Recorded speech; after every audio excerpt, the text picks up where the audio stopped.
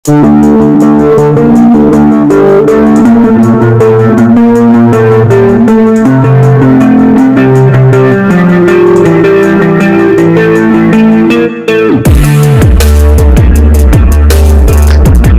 tahu dan dipastikan 6 jenderal diculik, Kemal Idris langsung perintahkan anak buahnya tangkapi semua orang PKI. Begitulah kesaksian Kemal Idris, seorang jenderal Kostrad mengenang kembali peristiwa ketika dia pertama kali mengetahui penculikan para jenderal penting TNI Angkatan Darat pada awal Oktober tahun 1965. Ketika itu, saat peristiwa G30 SPKI meletus di Jakarta, Kemal Idris masih berpangkat Brigjen. Dia tidak sedang ada di Jakarta, tapi sedang ditugaskan di perbatasan Sumatera sebagai Panglima Kopur II Kostrad di bawah Maijen Soeharto. Kemal ada di Sumatera dalam rangka konfrontasi dengan Malaysia. Dalam buku biografinya, Bertarung dalam Revolusi, yang disusun Rosihan Anwar, Ramadan KH, Rai Rizal dan Din Majid, Kemal bercerita, ketika pertama kali mendengar berita tentang G30 SPKI, Kemal sedang asyik main pingpong di mes. Kala itu, masuk informasi dari intelijen bahwa 6 orang jenderal ditangkap karena melakukan makar atau merongrong pemerintah. Pada waktu itu hari Jumat, semua perwira berkumpul di mes. Kami semua sedang asik main pingpong. Berita itu tidak kami tanggapi secara serius. Bahkan saya katakan, ya bodoh, berbuat sesuatu. Mengapa sampai diketahui orang, kata Kemal dalam buku biografinya. Sekitar pukul 8 pagi, Kemal pergi ke kantornya. Di kantor, Kemal mendengar berita yang sama dengan sebelumnya. Ketika itu, Kemal mengaku belum memperoleh kabar tentang apa yang terjadi dari Kostrad. Pada siang hari, pukul 12.30 saat Arta Berita Radio disiarkan, Kemal mengajak para perwira lainnya mendengarkannya. Waktu itulah ada pengumuman yang disampaikan oleh Letkol Untung Syamsuri tentang ditangkapnya 6 jenderal. Berdirinya Dewan Revolusi dan penurunan semua pangkat di atas mayor menjadi mayor. Setiap tentara serta semua orang harus tenang dan harus mengikuti perintah selanjutnya. Saya mulai berpikir, apa sesungguhnya yang terjadi di balik peristiwa itu? Apalagi langkah-langkah yang dilakukan itu hampir sama dengan politik komunis. Tindakan itu semua meyakinkan saya bahwa itu adalah gerakan PKI, kata Kemal.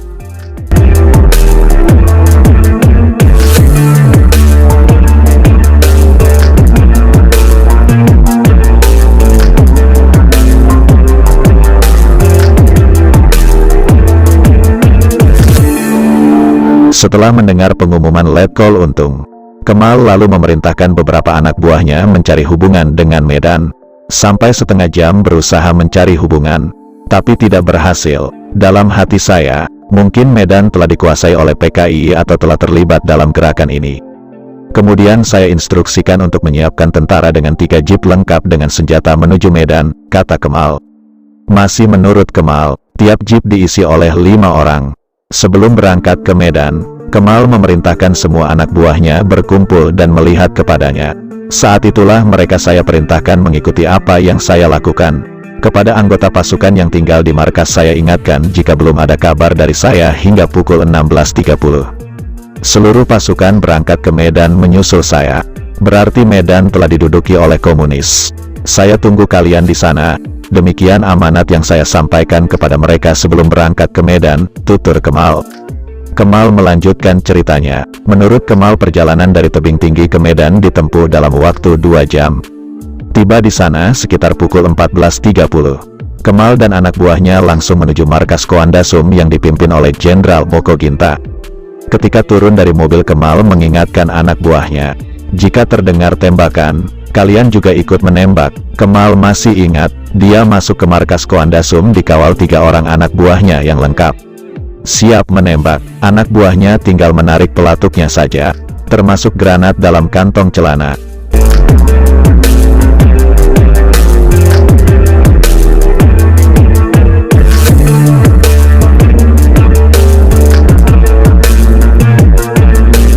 Kemal berjalan cepat menuju dan masuk ke kamar kepala staf.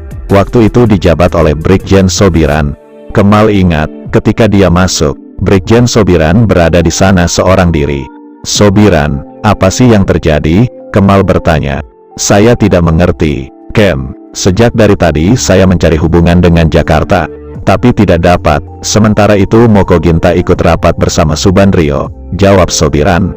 Seperti diketahui, ketika itu saat peristiwa gerakan 30 September meletus di Jakarta, Subandrio yang kala itu menjabat salah satu Waperdam merangkap Menlu tentang melakukan kunjungan kerja ke Sumatera. Mendengar jawaban Sobiran, Kemal pun tenang. Kemal yakin di Medan tidak terjadi sesuatu apapun. Karena itu Kemal kemudian berkata kepada Sobiran, "Untung kamu menjawab dan memberi keterangan seperti itu. Kalau tidak, saya sudah siap untuk menembak." Mendengar Kemal berkata seperti itu, Sobiran menjawab dengan nada berseloroh, "Moso Kem, kamu menuduh saya PKI." Kemal tertawa kecil dengan Sobiran berkata seperti itu. Selanjutnya Kemal minta bantuan Sobiran menghubungi markasnya di Tebing Tinggi untuk memberitahu jika keadaan sudah clear. Sementara untuk mengatasi gerakan PKI, semua pasukan Kemal perintahkan mengadakan patroli dan menangkap orang-orang yang dicurigai karena di sana terdapat anggota dewan perusahaan yang berasal dari buruh. Menurut Kemal, buruh perkebunan itu banyak yang baru pulang setelah selesai mengikuti latihan militer dari AURI di Lubang Buaya, Jakarta. Kegiatan itu erat hubungannya dengan keinginan PKI membentuk angkatan kelima yang dipersenjatai, yaitu kaum buruh. Rencana PKI itu ditolak oleh pimpinan Angkatan Darat. Masih menurut Kemal, banyak orang PKI yang ditangkapi dan banyak pula yang melarikan diri. Terutama pimpinan perhimpunan, ternyata mereka telah mengetahui sesuatu yang akan terjadi. Bahkan daerah Sumatera Utara direncanakan untuk mengikuti jejak Jakarta karena dikemudikan hari diketahui komandan brigadenya tersangkut PKI. Tetapi, kata Kemal, mereka tidak berani bergerak karena Kopur II dari Kostrad telah ada di sana. Saya mencari hubungan dengan Jakarta melalui konsulat Amerika di Medan agar mereka menghubungi kedutaannya untuk menghubungi Kostrad dan menanyakan peristiwa apa yang sedang terjadi. Kemudian instruksi apa yang harus dilaksanakan. Berita balasan saya tunggu sampai pukul 17 sore yang isinya mengatakan 6 jenderal ditangkap dan belum diketahui di mana mereka berada. Ini diduga gerakan PKI. Instruksi selanjutnya, Kostrad akan segera menghubungi markas di Tebing Tinggi. Di samping itu diinformasikan bahwa keluarga saya semuanya selamat, kata Kemal.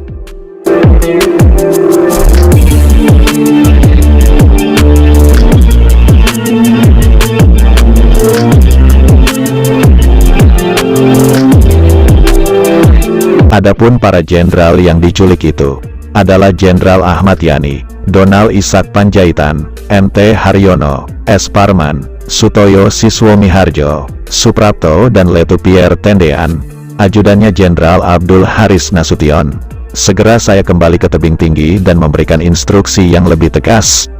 Tangkapilah semua orang yang berbau PKI, kata Kemal menceritakan kembali masa genting ketika peristiwa G30 SPKI meletus pada awal Oktober tahun 1965. Setelah perintah itu keluar, kata Kemal, pembersihan terhadap orang-orang PKI segera dilaksanakan. Kemal juga bergerak mendatangi para tokoh dan direktur perkebunan untuk menjelaskan keadaan. Mereka merasa heran, mengapa dalam keadaan genting seperti ini Kemal datang hanya dengan satu jeep saja tanpa pengawal pula. Saya yakin dan percaya Tuhan Yang Maha Kuasa selalu melindungi orang yang berbuat baik. Kepercayaan ini saya terapkan dalam perjuangan. Ibu pernah mengatakan, kamu tidak usah takut kalau kamu buat baik. Tentu Tuhan juga melihat dan melindungi kamu, kata Kemal. Masih menurut Kemal, berdasarkan informasi yang diperoleh bahwa di kalangan angkatan bersenjata pun terdapat oknum-oknum PKI.